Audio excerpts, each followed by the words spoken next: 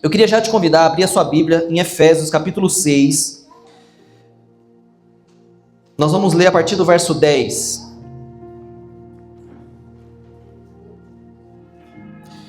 Efésios capítulo 6, verso número 10. Nós vamos ler até o versículo 18. Amém? Diz assim a palavra de Deus, uma palavra final: sejam fortes no Senhor e em seu grande poder, vistam toda a armadura de Deus para que possam permanecer firmes, para que possam permanecer firmes contra as estratégias do diabo.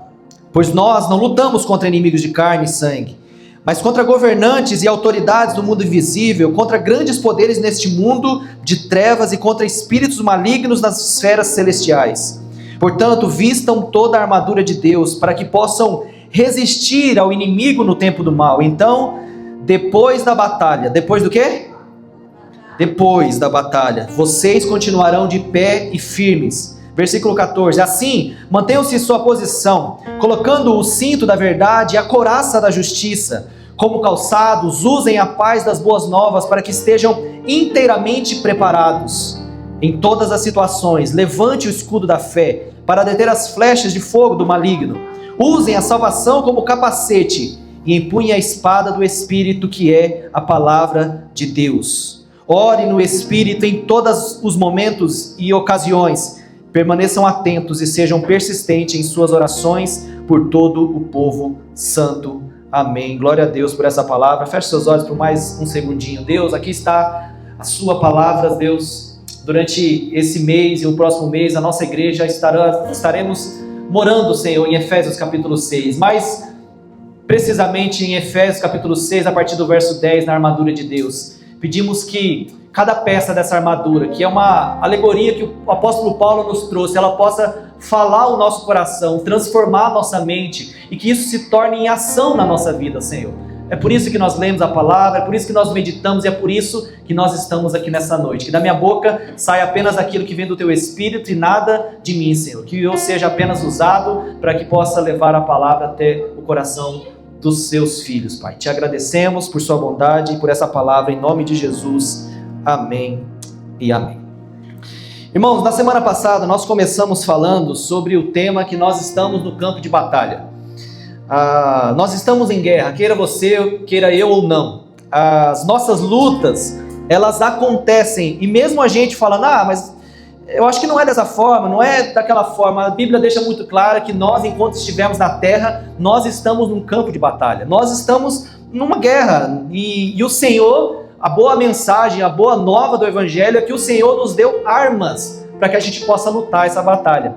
Nós aprendemos que as estratégias do inimigo são muitas, pode ser muitas coisas, como vaidade, sexualidade, ganância, orgulho, enfim, muitos pecados, e tudo isso e muito mais vão enfraquecendo a nossa fé, vão fazendo a nossa chama, que um dia talvez foi firme, quente no Senhor, ficar gelada e por fim se apagar, apagar o grande poder de Deus em nós. E hoje, nos próximos cultos, nós vamos aprender como batalhar da forma certa essa guerra. Lembra que na semana passada nós falamos sobre que se a gente não consegue identificar o inimigo certo, nós lutamos contra o inimigo errado. Paulo fala que o nosso inimigo não é pessoas, não é contra carne, não é contra coisas aqui na terra, é contra regiões celestiais. Então nós aprendemos que o nosso inimigo principal é Satanás, é os seus anjos. É ele que já está condenado e quer levar eu e você junto com ele. Então a gente tem que saber qual que é o nosso inimigo, porque se nós decidimos que o nosso inimigo é o inimigo errado, nós lutamos errado. Outra coisa, nós precisamos aprender quais são as armas certas. Quem luta guerra com arma errada, perde, já entrou perdido. É como entrar numa grande guerra com um estilingue, com um pedacinho de pedra, achando que vai ganhar. Então, aprendendo quem é o inimigo, identificando quem é o inimigo, aprendendo quais são as armas que nós precisamos usar, que é exatamente aquilo que nós estamos propondo nesses 2 meses, e aí sim a gente consegue identificar e a gente consegue batalhar e perceber, irmãos, que por mais que existe a guerra, o Senhor é tão bondoso conosco que Ele nos deu ferramentas, armas para a gente vencer essa guerra. Uma frase que você vai ver a gente repetindo sempre aqui nesses 2 meses é: ou a gente luta ou a gente morre. Essa é a verdade. Se nós estamos num campo de batalha, se nós estamos nessa terra, onde nós precisamos cuidar do nosso coração, blindar o nosso coração, lutar contra as armadilhas de Satanás, lutar contra os nossos pecados, ou a gente luta ou a gente vai morrer. A decisão é nossa diária. Ou a gente decide lutar, ou a gente decide vamos morrer, vamos se deixar levar pelo inimigo mesmo. Então, ou a gente luta ou a gente morre. Efésios, irmãos, a carta de Efésios é uma carta interessante de você ler. Nos primeiros 3 capítulos de Efésios tem 6 capítulos. 6 capítulos. E quem escreve é o apóstolo Paulo. O apóstolo Paulo está preso. Isso é interessante a gente pensar. Daqui a pouco a gente vai perceber o porquê que o apóstolo Paulo usou uma armadura. Porque ele estava preso. Diante dos olhos dele estava um soldado romano e ele consegue identificar no soldado romano peças que ele encaixa no sermão que ele escreve à igreja lá em Éfeso. Então, nos primeiros 3 capítulos da carta de Efésios, o apóstolo Paulo fala sobre os privilégios cristãos. Ele fala sobre o que significa ser igreja. Ele vai muito precisamente sobre o que é os privilégios cristãos, o que significa realmente ser igreja. E a partir disso, ele começa a falar de como Deus, desde a eternidade, nos chamou e nos destinou para a salvação. Paulo fala do fato de que Jesus veio ao mundo para morrer por pessoas. Paulo fala que Cristo se ofereceu na cruz como um sacrifício eficaz por todos nós. E ele termina dizendo como o Espírito Santo chama o ser humano ao arrependimento através da pregação do Evangelho. E essas pessoas arrependidas, salvas pelo sangue de Jesus, remidas pelo sangue de Jesus, elas formam uma família. E essa família se chama corpo, mas também esse corpo também se chama igreja. Igreja de Cristo é o corpo de Cristo. E esse povo é formado por homens e mulheres arrependidos em toda a face da terra dos seus pecados e que professam o nome de Cristo, que declara que Cristo é o seu Senhor, que declara que Cristo é o seu Salvador e que serve Ele diariamente. Então tudo isso Paulo aborda do capítulo 1, 2 e 3 da carta de Efésios. Depois disso, Paulo passa a falar sobre os deveres cristãos. Primeiro ele fala sobre os privilégios, sobre como ser igreja, o que é ser igreja.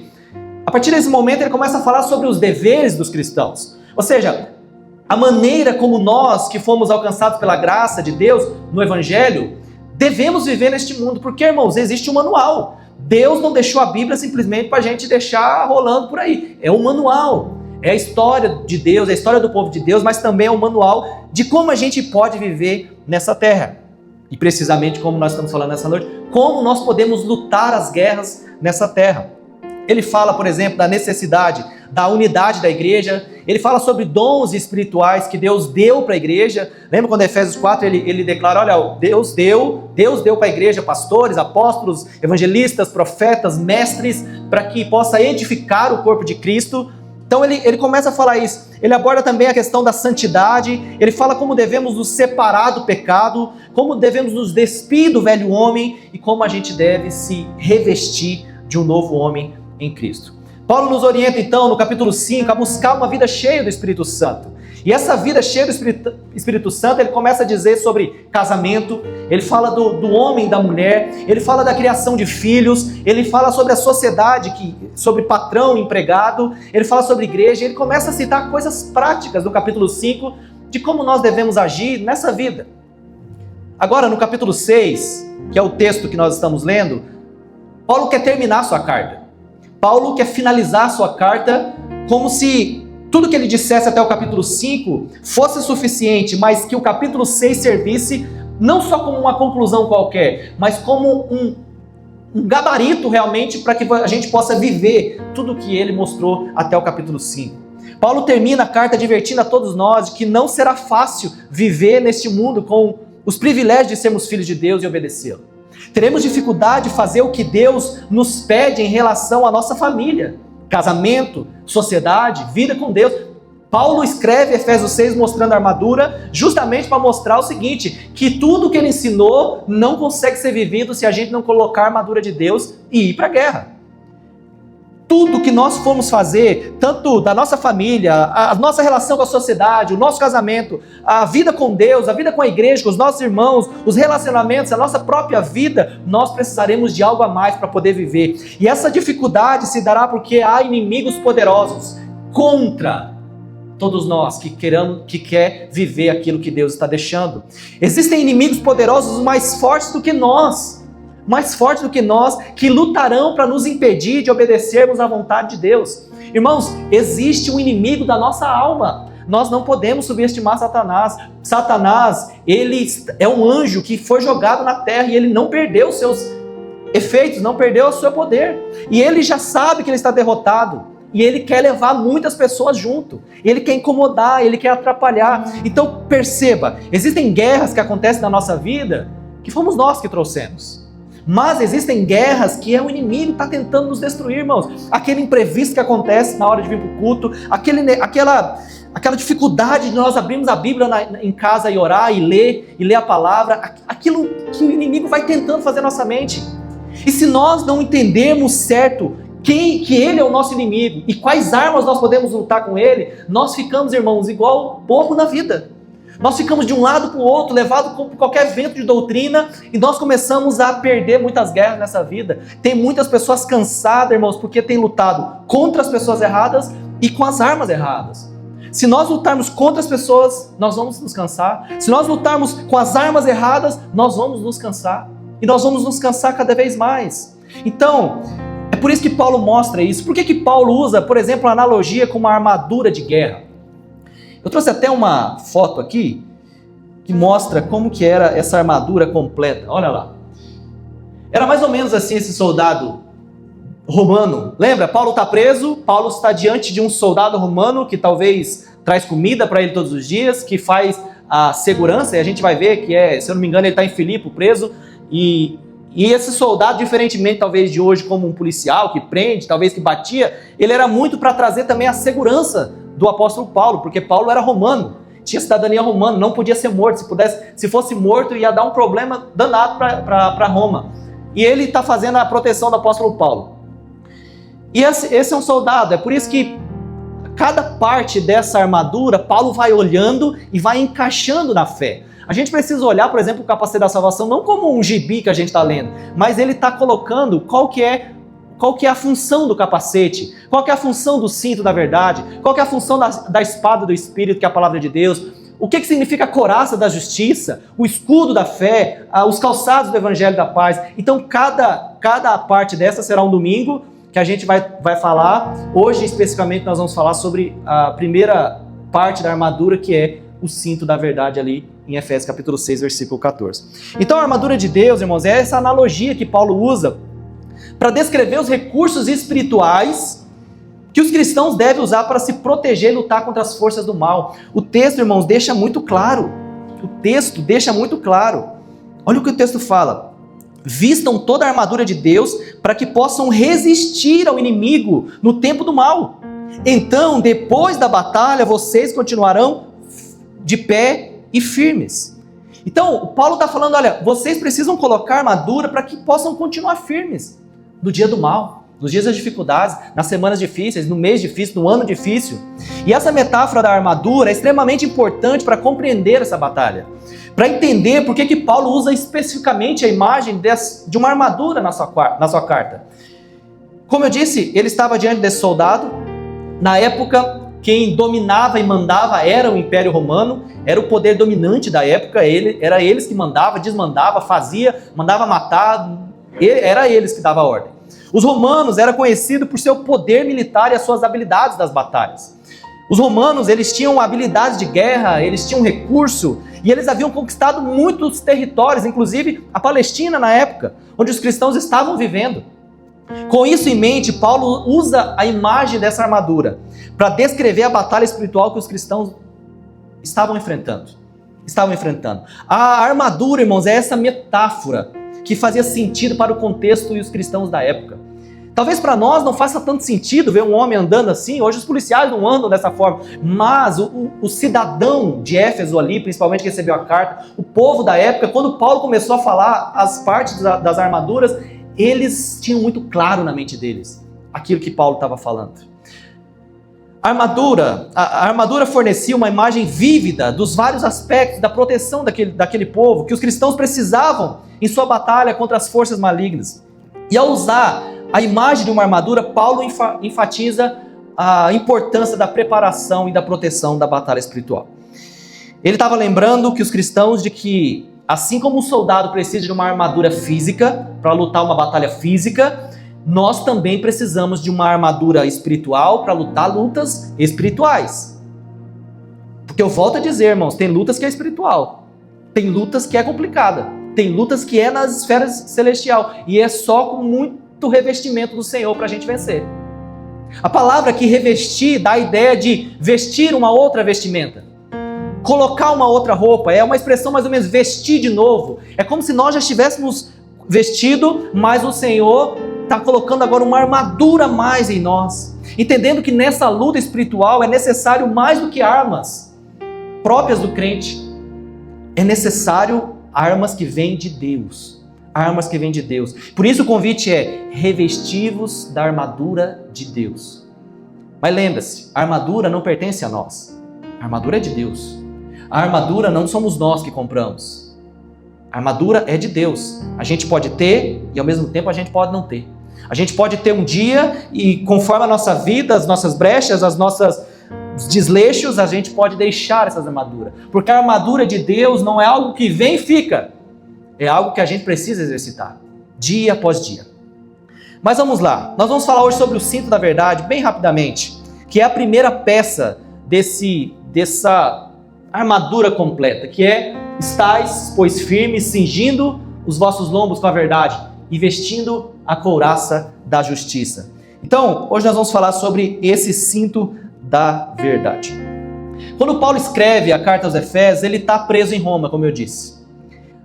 Muito provavelmente, enquanto escrevia essas palavras, ele estava diante desse soldado. E ao observar cada peça da armadura, o Espírito Santo inspira Paulo de uma forma extraordinária, irmãos. Revela algo profundo de como o cristão deve viver essa guerra invisível. Essa batalha, irmãos, não é contra pessoas, a gente já disse. Ela não é contra governos da terra, contra circunstâncias da terra.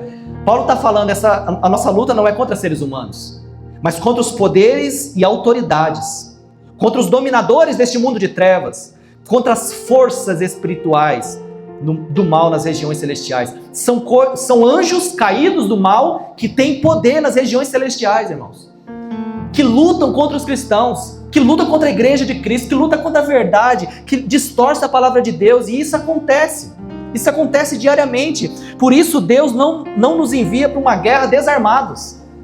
Deus não pode enviar a gente para uma guerra desarmados. Nós, às vezes, entramos em guerras que nós não temos armas para lutar aquela guerra. Não entra, irmãos, você vai perder.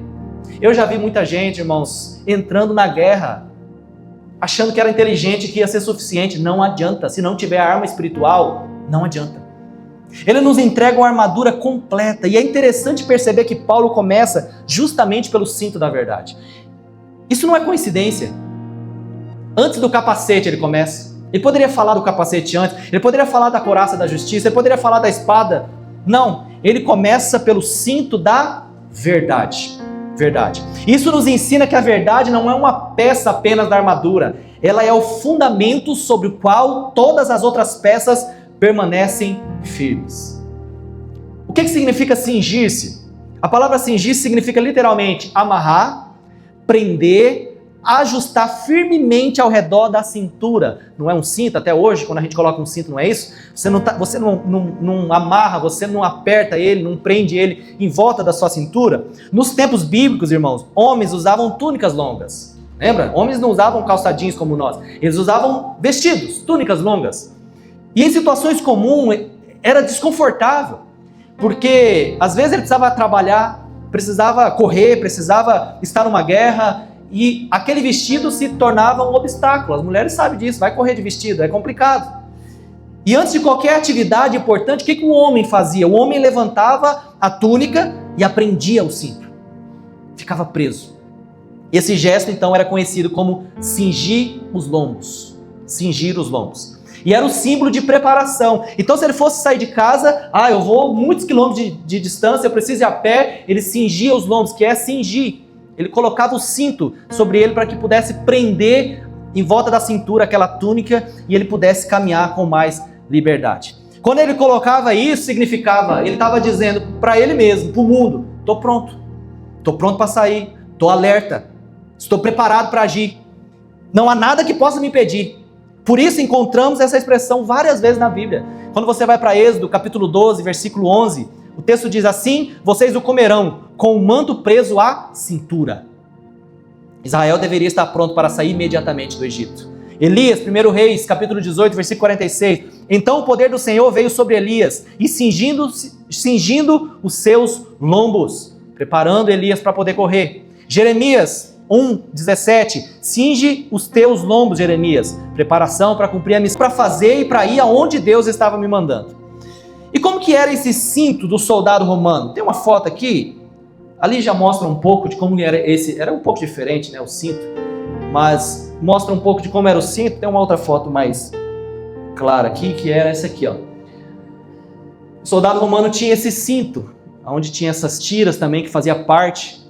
E percebe, irmãos, o cinto servia não apenas como a gente usa hoje, para se a calça está caindo, você usa o cinto. Aqui ele servia para sustentar tudo o que a armadura precisava. O cinto servia para sustentar todo o resto da armadura. Todo o resto da armadura servia, o cinto servia para prender todo o resto da armadura. O cinto romano aqui era uma das peças mais importantes da armadura. Talvez a gente possa olhar e falar, o cinto não é o mais importante, o importante é a espada, o importante é outras peças, a couraça da justiça, mas uma das coisas mais importantes era o cinto. Por quê? Porque não era um acessório qualquer, não era um simples acessório, ele possuía algumas funções. Como por exemplo, ele sustentava toda a armadura. A túnica ficava presa ao cinto. E sem isso o soldado tropeçaria durante o combate. Ele sustentava toda a armadura. Ele sustentava a espada. Se não tivesse cinto, a espada ia para o chão. Não podia correr com a espada se não tiver o cinto. Então a espada era preso a esse cinto. E sem ele o soldado sequer conseguiria carregar sua principal arma. Que é a única arma, mais para frente, dos próximos domingos a gente vai ver que a única arma que o soldado usava para defender e atacar era a espada. Sem o cinto, não tinha espada. O cinto também dava estabilidade ao corpo. Grande parte do peso da armadura era distribuído no cinto. Então, em vez de carregar nos ombros, nas costas, eles colocavam boa parte do peso da armadura no cinto. E ele ajudava o guerreiro a permanecer firmes durante longas batalhas. Lembra-se, irmãos? Quando eles iam para a guerra, não tinha horário, dia para voltar. Não tinha horário para comer, não tinha nada. Eles precisavam guerrear até acabar. Então, o cinto precisava ser um elemento fundamental para eles. E além disso, o cinto identificava o soldado. Presta atenção, o cinto era um símbolo de autoridade. Quando um soldado estava sem o cinto, significava que ele estava fora de serviço. É mais ou menos um policial que é fardado. Se ele estiver sem a farda, ele está fora do serviço. Para ele, talvez, enquadrar alguém, para ele parar alguém, ele vai ter que se identificar que ele é um policial, porque ele está sem a farda. É diferente quando alguém está com a farda e ele automaticamente a gente já sabe que é um policial. Então, quando o soldado estava sem o cinto, normalmente significa que ele estava fora do serviço. Com o cinto colocado, ele estava oficialmente preparado para a guerra. Ele tinha autoridade para ir para a guerra. E perceba a profundidade do que Paulo está querendo dizer, irmãos. Assim como o cinto sustentava toda a armadura do soldado romano, a verdade sustenta toda a vida espiritual do cristão. Porque é o cinto da verdade. É o cinto verdadeiro, é o cinto de uma verdade. E é a verdade que nos dá estabilidade. Estabilidade quando as circunstâncias tentam nos abater. É ela que fortalece a nossa fé diante das mentiras do inimigo. É a verdade que nos prepara para enfrentar cada batalha espiritual. E mantém todas as demais peças da armadura em seu devido lugar. É ela. Sem a verdade, o cristão perde a firmeza de pisar firme no chão, o discernimento, a direção. A fé torna-se frágil. A justiça perde o seu fundamento na palavra. E finalmente a palavra começa, infelizmente a verdade começa a ser distorcida. Por isso Paulo começa a armadura justamente pelo cinto. Porque uma vida firmada na verdade é esse alicerce. Antes de qualquer outra coisa, nós precisamos entender, a nossa vida precisa estar firmada diante de uma verdade.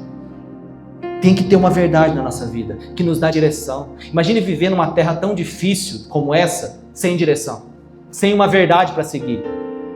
E essa verdade, irmãos, incomoda muita gente. Essa verdade incomoda muita gente. Essa verdade faz pessoas perder o sono. Essa verdade nos destrói a nossa vontade. Essa verdade. E o que é essa verdade? Quando Paulo fala sobre verdade, ele não está apenas falando sobre sinceridade. Sabe? Lembra daquele versículo? Conhecereis a verdade vos libertará. Isso não é slogan, irmãos. Verdade te libertará, não é verdade você contar a verdade. Ah, você fez tal coisa? Sim, eu fiz tal coisa. Verdade que nos liberta é a verdade que vem de Cristo. Sabe? Não é a verdade, descobri que tal coisa não é verdade. Isso vai me libertar. Não, a verdade que nos liberta é a verdade de Cristo, descrita na palavra. Isso não é um slogan qualquer. Isso é a verdade. Quando Paulo fala sobre verdade, ele não está falando de sinceridade apenas. Só fala a verdade. Não. Não, irmãos. Porque o inferno está cheio de gente que falou a verdade a vida toda. O inferno está cheio de gente que falou a verdade, que foi sincero. Porque a salvação não é só isso. Paulo está falando muito mais profundo. A palavra é muito mais profunda. E ela aparece pelo menos em 3 dimensões. Essa verdade pode ser pelo menos 3 coisas. A primeira coisa, a verdade é o próprio Cristo. João 14,6. Eu sou o caminho, a verdade e a vida. Cristo é a verdade. Cristo não veste apenas princípios. Ele se reveste de uma pessoa. O cristão não veste apenas princípios. Ele se reveste de uma pessoa. O cristão não se reveste apenas de um manual de regras, de um manual de práticas do que deve fazer, do que deve fazer. Ele precisa se revestir de uma pessoa. Cristo é o padrão da verdade. Ele é a revelação perfeita do Pai. Toda a verdade começa e termina em Jesus. Não existe firmeza espiritual fora dele. Então, em primeiro lugar, a verdade é Cristo. O que Cristo fez? A gente precisa aprender. A gente precisa olhar para Cristo e para a vida dele e falar: o que o Senhor fez enquanto esteve nessa terra? Qual verdade ele praticou? E a gente precisa praticar aquilo. E vou logo te dizer, irmãos, Cristo fez coisas escandalosas para nós. Mas ele fez. Ele é a verdade. Ele é a vida. Ele é o caminho. Então, a verdade, em primeiro lugar, é Cristo. É se revestir de Cristo. Pastor, o que é cingir do cinto da verdade? Em primeiro lugar, se revestir de Cristo. Se revestir da vontade dele. Se revestir do perdão dele. Se revestir daquilo que Cristo tem para a nossa vida. É perguntar todas as manhãs: Cristo, eu estou com alguns planos na minha vida, mas o que o Senhor tem para mim? O que o Senhor tem para mim? O que nós vamos fazer junto hoje? O que o Senhor precisa formar no meu caráter hoje? O que o Senhor precisa mudar em mim hoje? Cristo. É perguntar para Ele, é caminhar com Ele. Cristo, irmãos, não está mais preso numa cruz. Ele já não está numa manjedoura. Ele está vivo, Ele está dentro de nós. E nós temos a oportunidade de todos os dias caminhar com Ele. Ele é o caminho, Ele é a verdade. Então, colocar o cinto da verdade é colocar Cristo para dentro de nós. É viver para Cristo. A segunda coisa, a verdade é a palavra de Deus. João 17,17, santificai-vos na verdade, a tua palavra é a verdade. Irmãos, a Bíblia tem opinião para tudo. A Bíblia tem opinião para tudo. Nós vivemos em um mundo em que a verdade foi relativizada. Todo mundo quer saber da verdade. Todo mundo acha que sabe a verdade. Então você pergunta para uma plateia de 100 pessoas, o que você acha de tal coisa? Muitos vão achar suas verdades. Mas Deus tem lado. Deus tem lado. Santificados na verdade. A tua palavra é a verdade. Nós vivemos nessa geração onde opiniões mudam diariamente. Onde pessoas mudam rapidamente, com muita facilidade. Onde pessoas são, hoje eu acredito que isso aqui é madeira, mas amanhã eu já acredito também que isso aqui é ferro. E depois de amanhã, acho que é isopor. E a gente vai mudando, sem a gente saber às vezes. Nós vivemos nessa geração. O que hoje é considerado certo, amanhã pode ser considerado errado. A cultura vai mudando, irmãos. A sociedade vai mudando. As ideias vai mudando. Mas a palavra permanece para sempre. O que está escrito na palavra, irmãos, a palavra de Deus é mais atual do que o jornal de amanhã, de semana que vem, daqui 10 anos, daqui 1000 anos. Ela é mais atual. Ela é atual. A cultura vai mudando, mas a palavra vai permanecendo. Quem fundamenta a sua vida nas Escrituras permanece firme. Quando tudo ao redor muda, o mundo vai mudando. Você já estudou sobre como foi os séculos passados, de como mudou? Você tem avô vivo? Pergunta como é que era a vida antes. Mudou completamente o mundo, irmãos. O mundo vai mudando. As dificuldades mudam, os privilégios mudam. Hoje nós temos muito mais, talvez, conforto. Sim, mas outras coisas pioraram. Talvez os valores pioraram, mas hoje nós temos conforto. Hoje ninguém precisa ir para o rio lavar roupa. Tem uma máquina dentro de casa. Hoje ninguém precisa esquentar água para tomar banho. Tem um chuveiro que é elétrico que está lá te esquentando. Então como que a vida vai mudando? Mas a palavra de Deus, ela permanece, irmãos. E nós precisamos olhar para essa verdade e da palavra de Deus. E como nós aprendemos essa verdade na palavra de Deus? Nós precisamos ler essa palavra. E não só ler, praticar. Nós precisamos olhar para a palavra e praticá-la, e viver, e ler o texto, e reler, e perguntar o que essa mensagem quer dizer, irmão. É por isso que nós fazemos o GA versículo a versículo. Para que a gente não perca nada da palavra. Para que a gente olhe para aquele versículo e a gente não tem pressa de sair daquele capítulo e começa a extrair o máximo de alimento e vitamina que aquele versículo tem, porque essa é a palavra que vai nos moldando, que vai nos transformando. Então quando você precisar tomar uma decisão, o que a palavra de Deus fala? Sobre tal assunto, o que a palavra de Deus fala? Igreja, o que a palavra de Deus fala sobre a igreja? Serviço, o que a palavra de Deus fala sobre serviço? Casamento, o que a palavra de Deus fala? O que a palavra fala? A gente precisa olhar para essa verdade. Quando a gente cinge os cintos da verdade, nós estamos colocando a verdade da palavra de Deus em nossa cintura, amarrando essa verdade em nós, para que a gente possa permanecer firme. E por fim, a verdade também pode ser uma vida íntegra. Efésios capítulo 4, versículo 25, portanto, cada um de vocês abandone a mentira e fale a verdade ao seu próximo. Aqui a verdade, irmãos, deixa de ser apenas um conhecimento. Ela passa a ser um estilo de vida. Quem usa o cinto da verdade não vive de aparência, fala a verdade, doa quem doer, vive para essa verdade. Não possui, ele é inteiro, ele é verdadeiro, ele é íntegro naquilo que está falando. Por mais que seja difícil, nós precisamos ser verdadeiros. Eu já conheci gente que ganhou as contas, irmãos, por falar a verdade na empresa.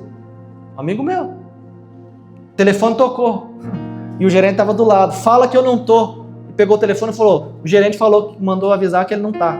Tá aqui do meu lado. E ele falou, não vou mentir. Mas é só uma mentirinha. Eu não vou mentir. Quem abre brecha pequena, irmãos, abre brecha grande. Às vezes a gente fala de político que rouba milhões, mas a gente fura fila. A gente talvez não faz o que o político faz porque a gente não tem oportunidade.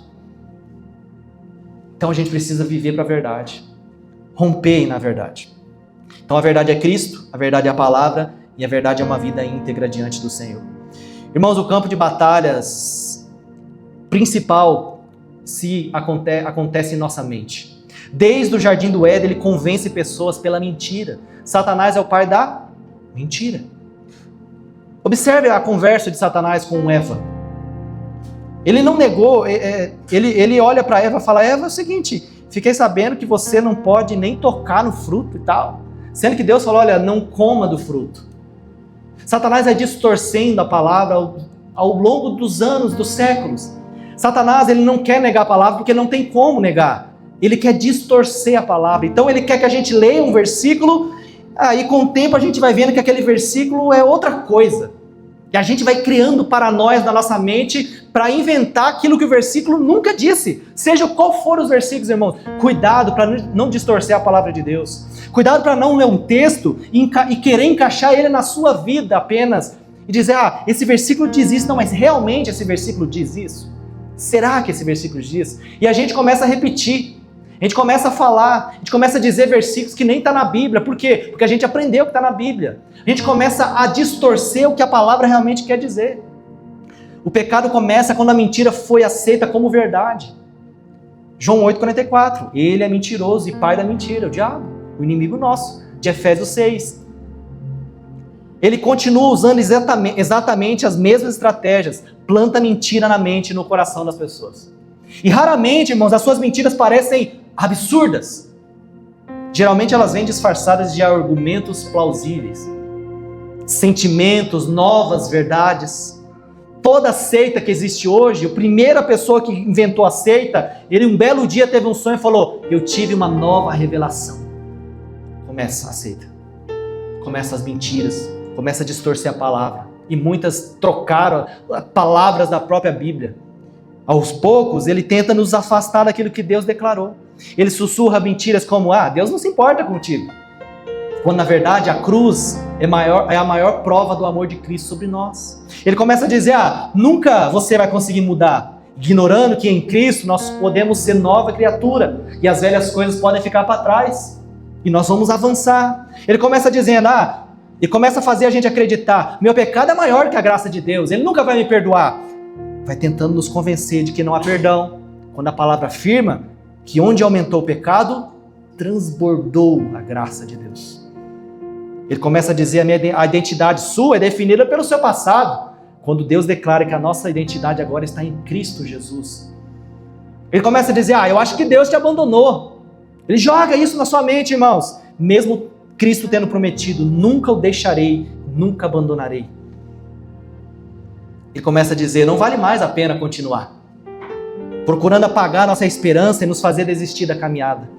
Mas suas mentiras, irmãos, não param na esfera pessoal.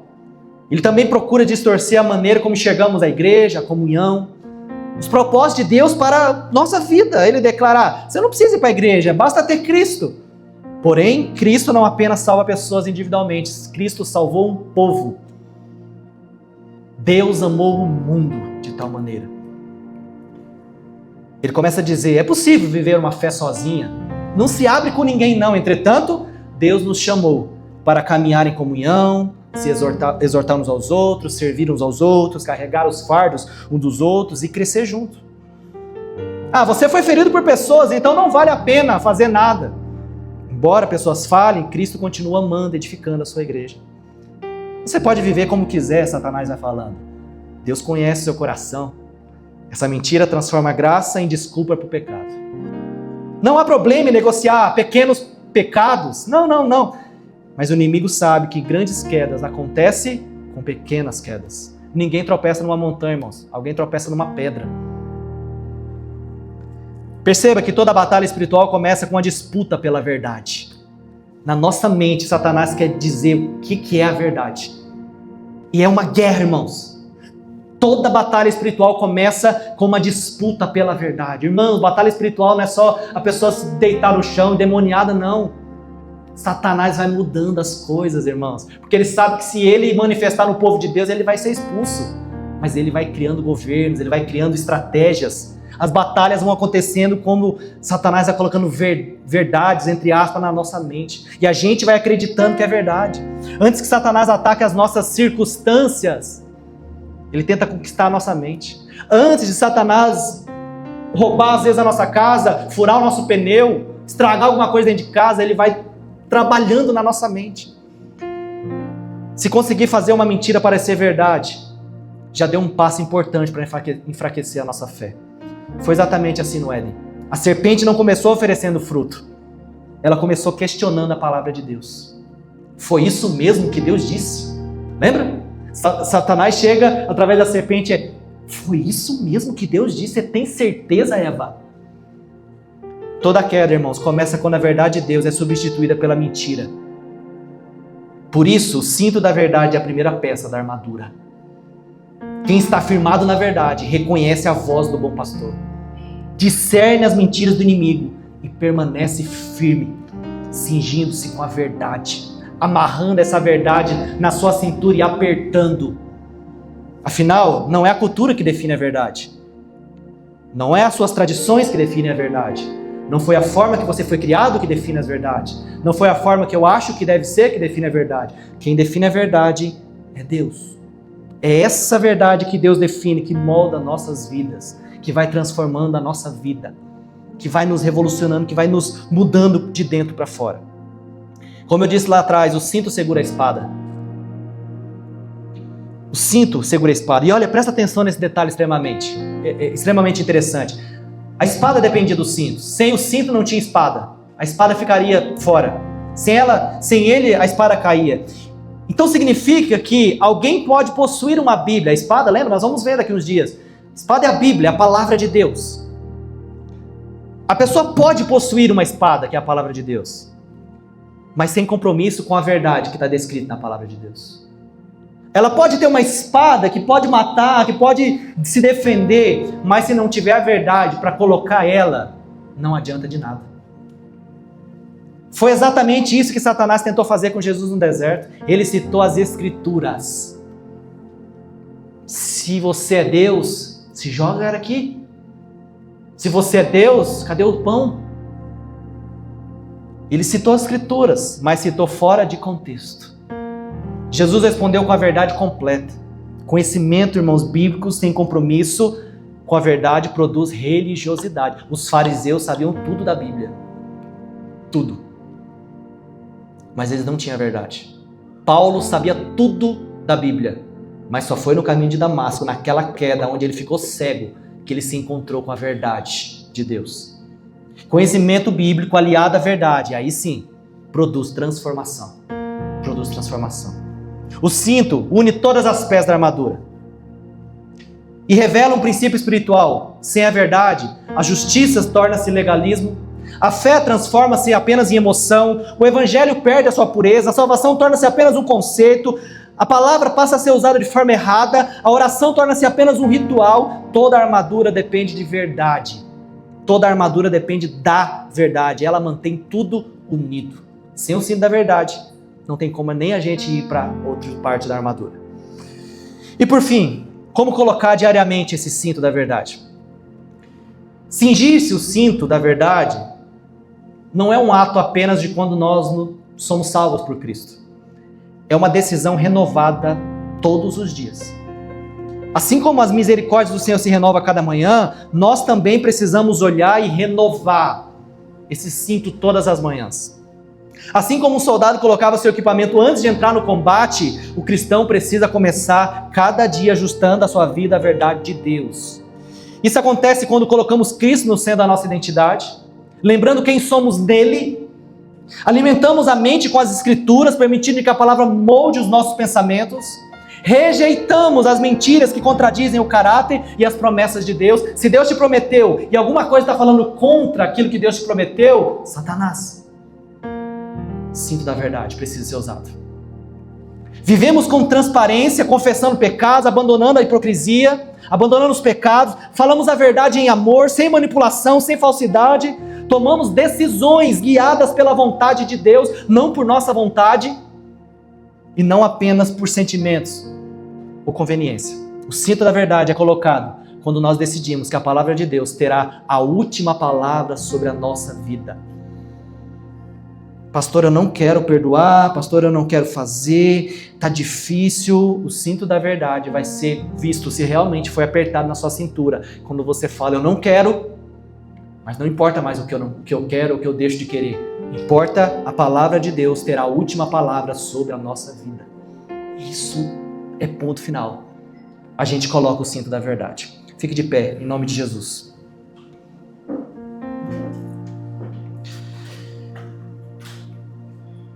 É significativo, irmãos, que Paulo começa a armadura justamente pelo cinto.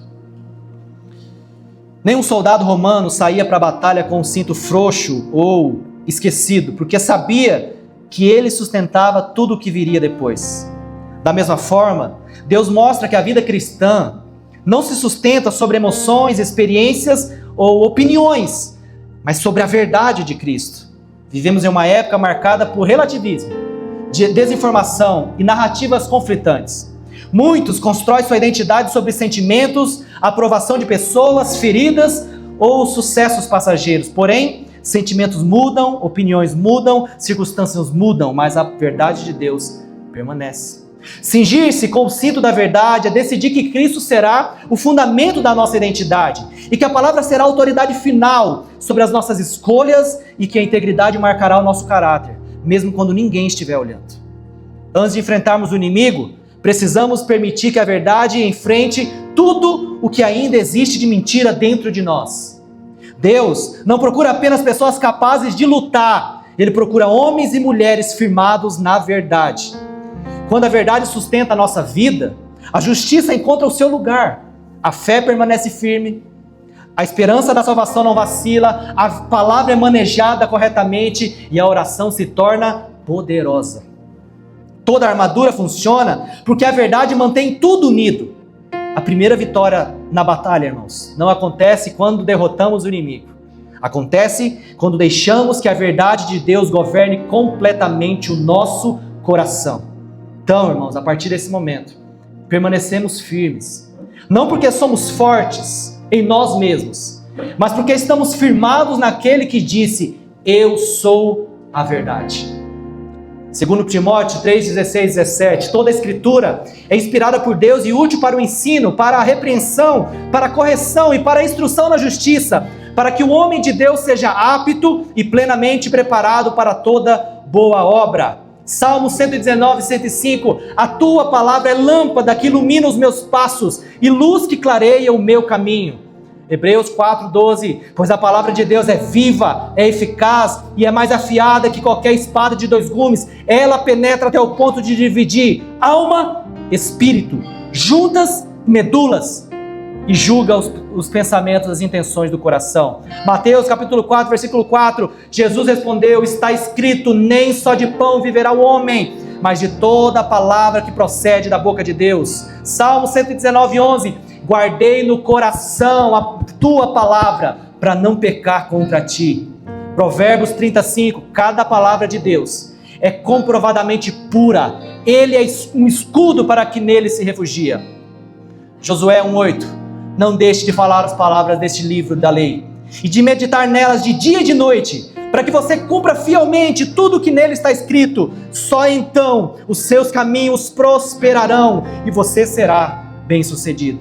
Jeremias 15:16, quando as tuas palavras forem encontradas, eu as comi. Elas são a minha alegria e o meu júbilo, pois pertenço a ti, Senhor Deus dos exércitos.